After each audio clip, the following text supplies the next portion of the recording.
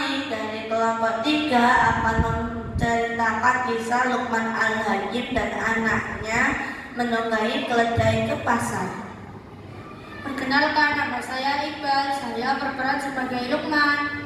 Perkenalkan, nama saya Syamil sebagai anak Luqman. Perkenalkan, nama saya Alifah, saya sebagai Bu Santi. Perkenalkan, nama saya Rifa, saya berperan menjadi Bu Ratna atau Mama Juli. Perkenalkan, nama saya Fauzia, saya berperan menjadi narator. Perkenalkan, nama saya Fiona, saya berperan sebagai Bu Tina atau Mama Juli. Selamat menonton.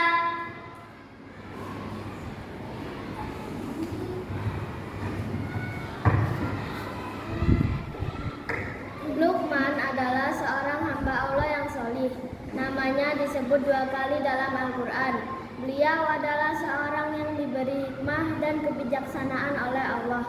Luqman juga dikenal sebagai seorang ayah yang bijak dan penyabar, yang memberikan nasihat-nasihat berharga kepada anaknya.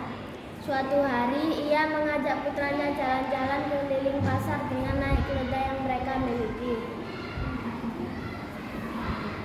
Anakku, marilah kita berdua naik ke pasar dan lihatlah hikmah apa yang bisa kita ambil dari perjalanan ini. Baik, Ayah.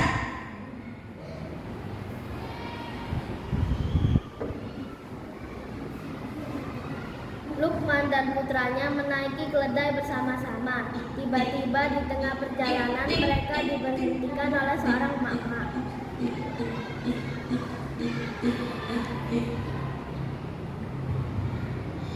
Pak, berhenti. Iya, ada apa, Bu? Gimana sih, Pak? Keledai kurus itu kok dinaiki 2 orang? Gak kasihan. Satunya gendut, satunya kurus. Ini berarti harus ada yang turun, Bu. Iya, mendingan bapaknya aja yang turun, kan gendut. Kalau anaknya gak apa-apa naik. Oh iya, Bu, terima kasih sarannya. Iya, sama-sama. Jangan diulangi lagi ya. Iya.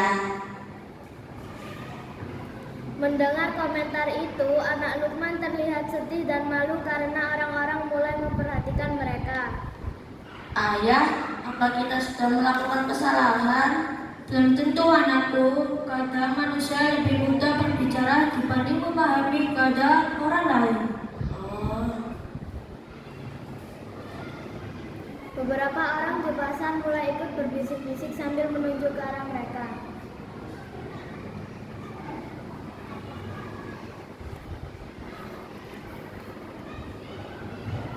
Pak, stop. Iya, ada apa, Bu? Masa punya anak masih sehat dan muda kok dia naik keledai sih, Pak? Seharusnya kan Bapak. Karena Bapak sudah tua dan tampak lemah. Oh iya, Bu, terima kasih sarannya. Iya. Anak Luqman mulai merasa tidak nyaman mendengar komentar itu. Anak Luqman mulai kebingungan. Baru saja mereka mengikuti saran orang pertama. Kini muncul lagi komentar yang berbeda. Ayah, kenapa pendapat orang selalu berbeda-beda? Itulah manusia, Nak.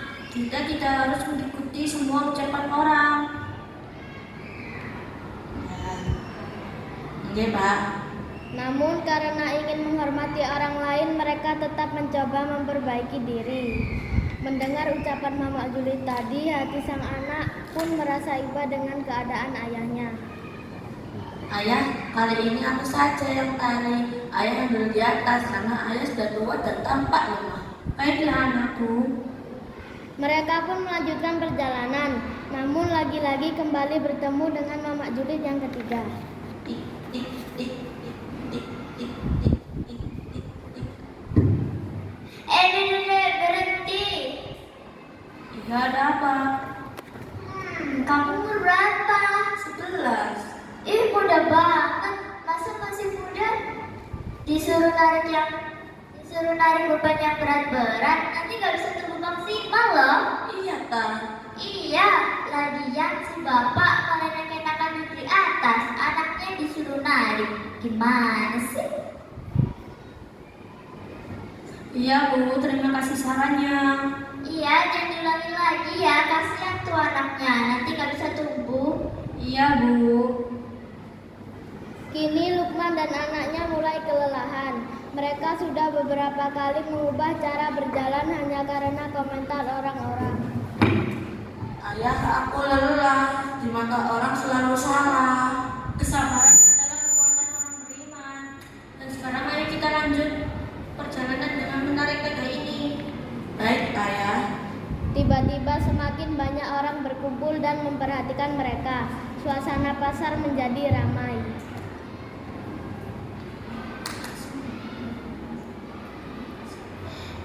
Ada bapak dan anak itu lagi nih. Iya nih, kita bandingin yuk.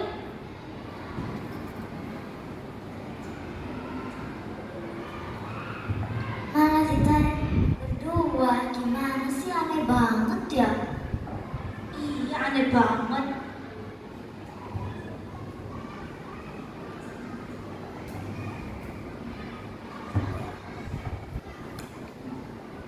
Ayah, kenapa mereka mengomentari kita?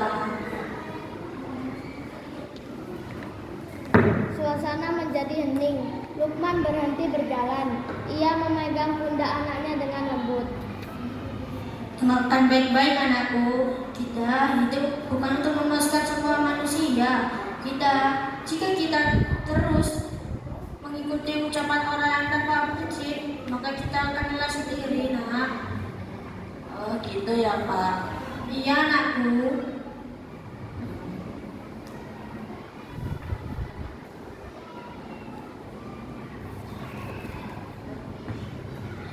Ayo anakku, kita lanjutkan perjalanan dan tarik ini bersama-sama.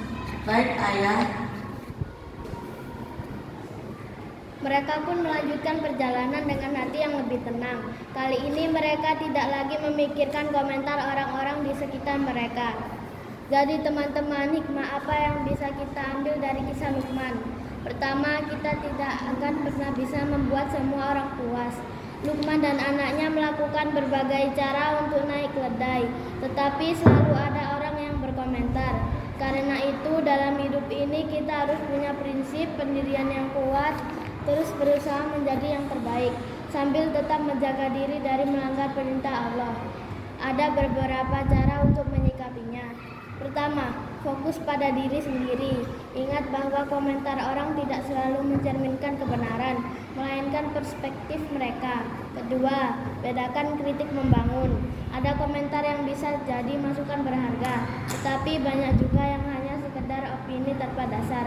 Ketiga, latih ketahanan mental. Semakin kuat rasa percaya diri, semakin kecil pengaruh komentar negatif terhadap kita. Karena itu, jangan mudah menghakimi orang lain.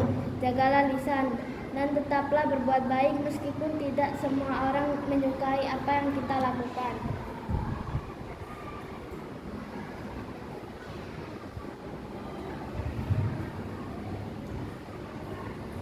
Sekian